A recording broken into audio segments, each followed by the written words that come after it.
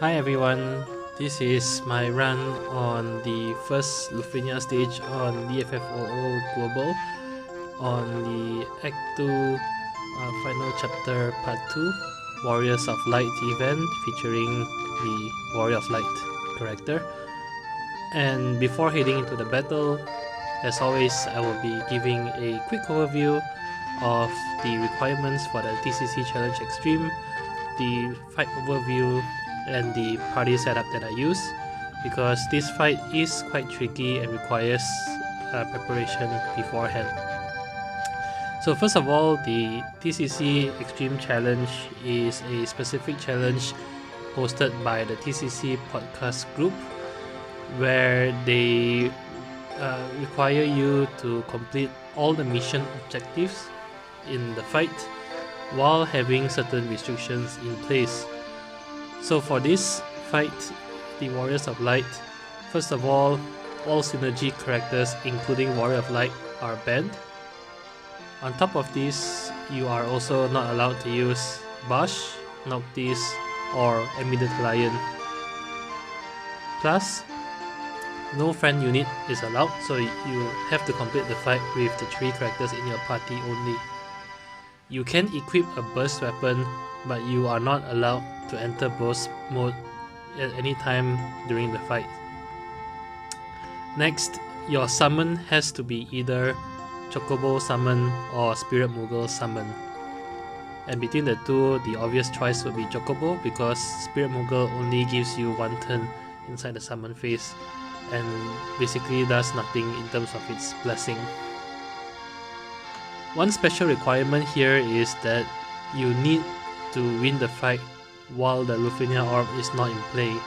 So either you win the fight before Shinryu on wave 2 summons the Lufenia Orb, or you complete the fight when the orb has disappeared, which is during the second recast animation.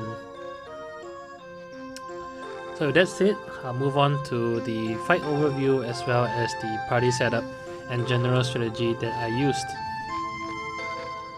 Okay, so coming to the fight overview as well as the party composition, this Lufenia stage has 2 waves, and the first wave is Shinryu in the White Dragon form. The first wave is pretty easy. The only notable thing is that it has a recast ability called Fulgent Rain, which is a standard group magic brave attack into an HP attack, and it also removes your entire party's non-frame buffs. So as far as possible, try to either have a party that doesn't rely too much on generic buffs, or a party that can quickly reapply buffs that have been dispelled or removed. Other than that, the thing to note also is that Shinryu on the first wave has a max brave of 42,000, and depending on who you have in your party, you can actually just allow Fulgent Rain to break your entire party and damage your party. With HP damage reduction passives from the summon boards, you can actually survive Fulgent Rain assuming you are at maximum HP and have around 13 to 14,000 HP per character. And if you have a way to either HP regen or heal after that, it should be fine. Now, Fulgent Rain, of course, also has an aura that prevents you from healing yourself after it uses the recast ability, but the aura will go away once the wave has ended, so you can just quickly kill off Shinryu on the first wave and then heal yourself on the second wave. The Shinryu doesn't have too much HP on the first wave, and with most party compositions, you can kill off very easily shortly after it uses Fulgent Rain the first time. On the second wave, Shinryu is back again, this time in the Black Dragon form, and the second wave is a bit more tricky to deal with.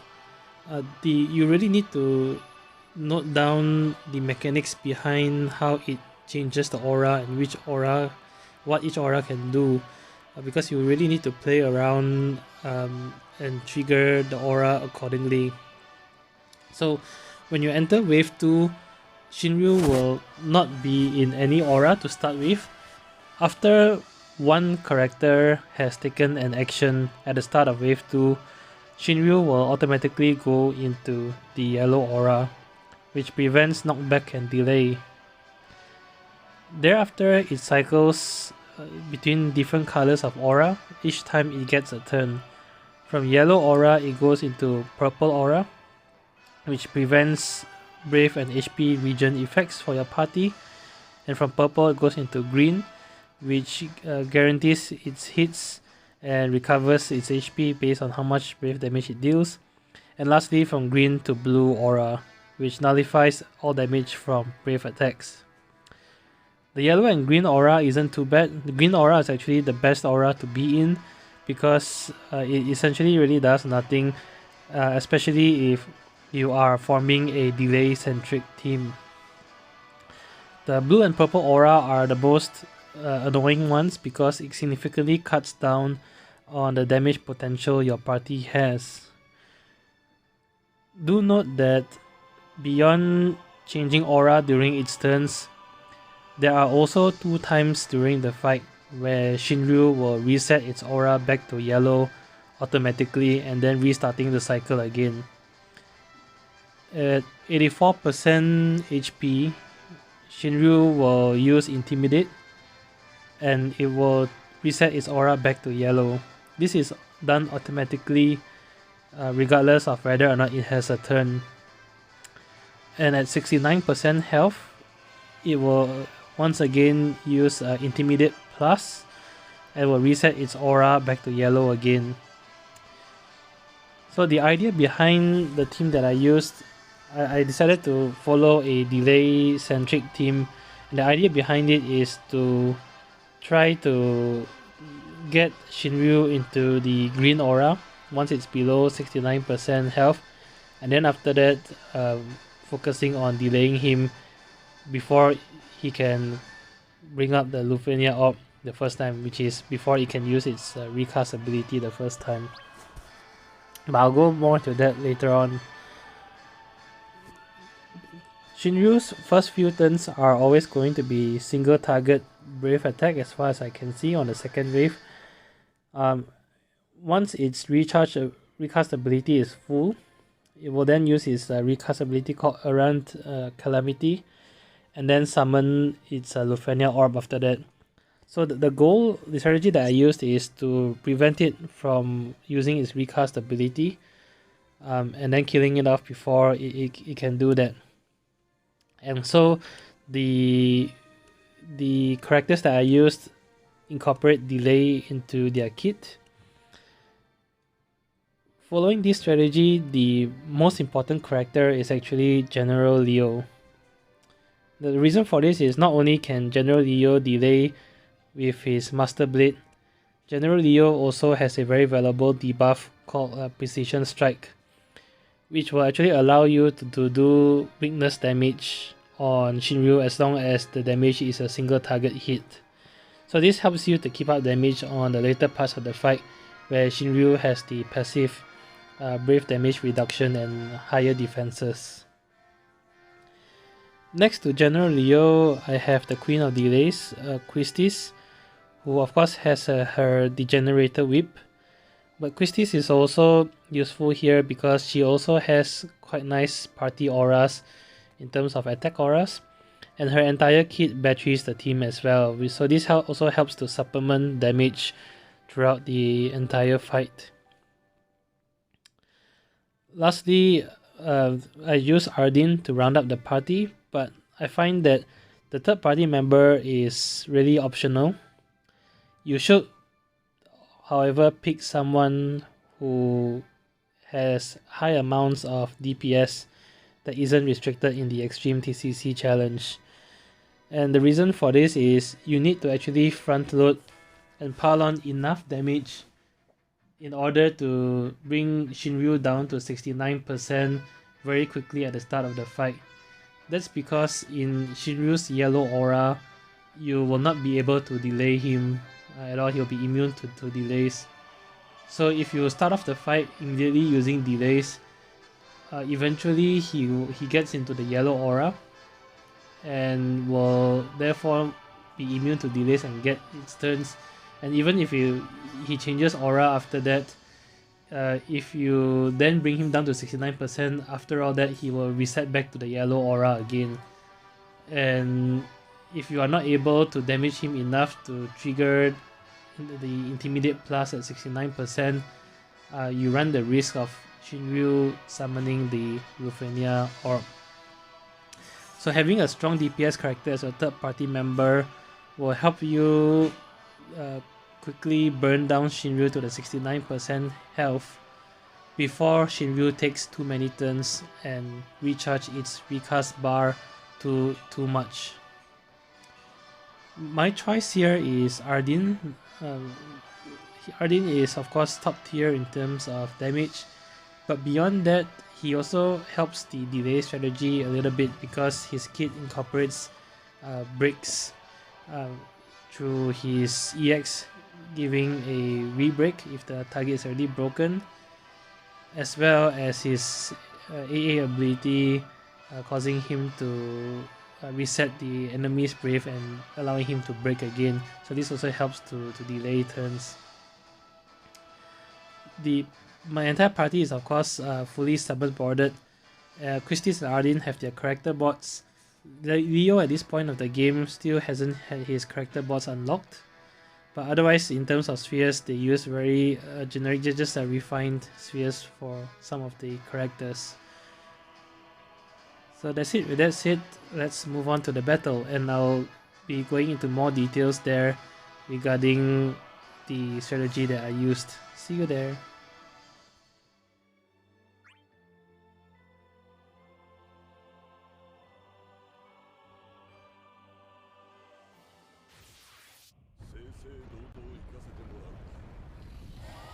Okay, so starting on the first wave, one thing I forgot to mention in the party setup is you need to try to have your party members have around 14,000 HP, because the strategy that I use is to actually just allow Shinryu on wave 1 to use his recast ability and hit my party for maximum damage, which does close to 14,000 damage per party member. So as long as you have around that much HP and you can equip passives such as Leviathan Life Up to allow you to get more HP, and importantly the HP damage reduction from some of the summon passives also help here. I start off immediately by prioritizing getting Ardyn to full 5 stacks of his Fedora, so I used 2 AA at the start. I did try resetting wave 1 to allow Ardyn to get a first turn, but he seems to always be moving after either Christie's or General Leo, so I just decided to burn his 2 of his AA abilities right at the start. The first wave is pretty straightforward. You just maximize your damage as much as potential with the aim of killing off Shinryu before it uses Fulgent Rain, its recast ability, a second time. Here you do need to watch out for. I did make a mistake here where it's about to target the party and use an attack called Tidal Wave, which is a group wave attack. You want to ensure that it doesn't break your entire party, because otherwise it gets an immediate turn such as this.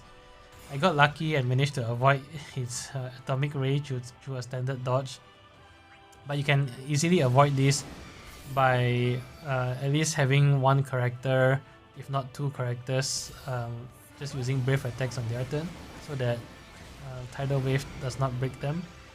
Turn count isn't very tight with this sort of party setup. You can very comfortably finish the turn.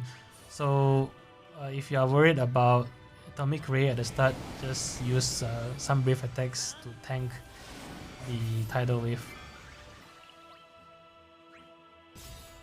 Very importantly, with Christie's, you only want to spam her Laser Whip and EX on wave 1 and save all her Degenerator Whips for wave 2. Same thing with General Leo, you can perhaps use one Master Blade on wave 1 if you really need to, but otherwise you should focus more on using his Precision Strikes during his turn. So here you can see that I ate Fulgent Rain and Ardenn is okay because he has the overkill buff, but General Leo and Christie's is brought down to very low HP levels. This doesn't matter, even if you are not able to heal them on wave 1. General Leo has a passive HP regen, so during wave 2, your Christie's and General Leo will slowly heal back up to full. With General Leo also, you don't have to worry too much about saving his precision strikes. You really only need 2, maybe 3 precision strikes for wave 2, because on wave 2 you'll be using more of his Master Blade abilities anyway. Of course, after using EX, General Leo gets a free ability use, so you should definitely use Master Blade in this circumstance because it doesn't deplete his skill use here.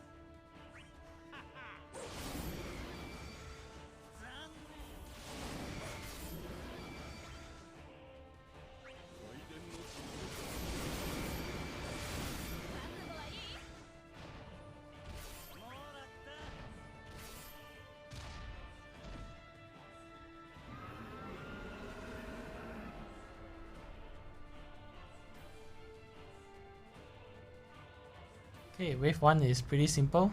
Again, just tank Fulgent Rain and DPS it down before it uses it again.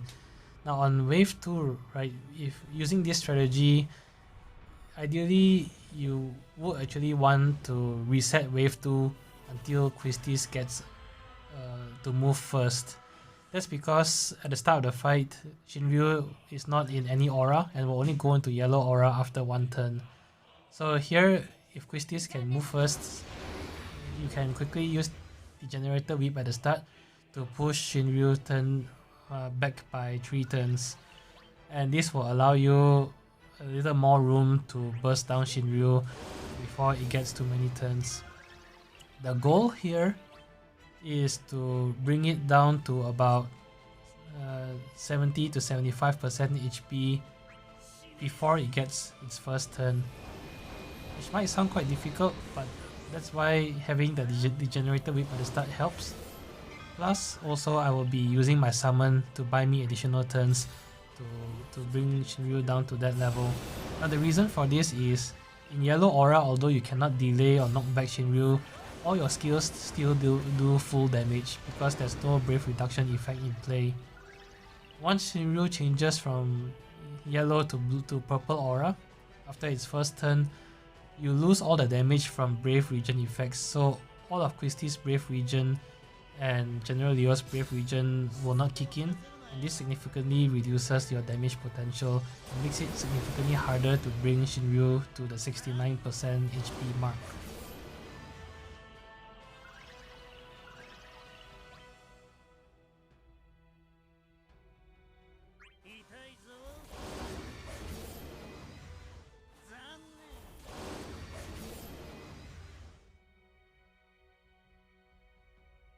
So Shinryu here is about to get its turn, and it will change to Purple Aura once it gets its turn here. So I popped my summon here during Christie's turn. So here the main idea is to try to bring Shinryu to as close as 69% health as possible. The more health it has over the 69% mark will mean that you need to spend more turns during Purple Aura to bring it down to 69%, which again is quite challenging because your damage potential is reduced.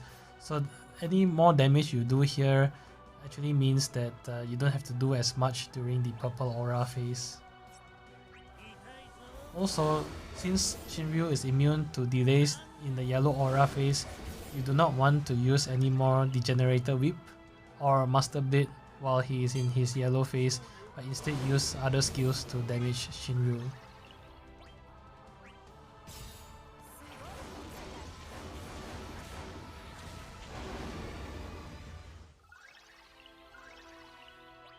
Okay, so summon has ended. Shinryu is now at 77% HP, and I still have a couple more turns before it changes aura.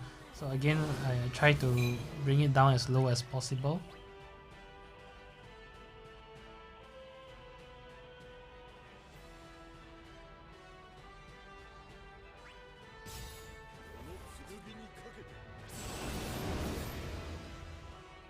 See here that by the time Shinryu gets its first turn and changes from yellow to purple aura, it's now at 72% HP, which means that I only need to deplete 3 more percent in order to trigger Intimidate Plus and reset its aura back to yellow. Ardyn is perfect for this because his kit doesn't have a Brave Regen effect. All his damage comes from Brave hits, which means that he can still do very nice damage during his turn. And here I get 2 moves back to back because I break Shinryu. And you can see here I very comfortably actually bring Shinryu down to the 68% mark, and I trigger a change from purple back to yellow aura in just 1 turn, which is the most optimal play. At this stage, it's pretty much very straightforward. Shinryu's next 2 turns are only going to be single target Brave attacks unless he has a lot of Brave. So the idea here is, again, because he's in his yellow aura, you do not want to use Degenerator Whip or Master Blade, but instead just continue to damage Shinryu as normally as possible without worrying too much about its health percentage. Below 69%, it's very straightforward. The idea is to actually allow Shinryu to take 2 turns, because on its next turn it will change from yellow to purple aura, and then on its next turn after that it will change from purple to green aura, and you want to spam your delay when he is at the green aura, because that's when he is very vulnerable to damage. Okay, so he broke somebody during his turn and changed from yellow to purple, and you can see from the recast bar that it's almost full, but that's okay because once it's at the green aura, you will delay him to oblivion and he will never get another turn again.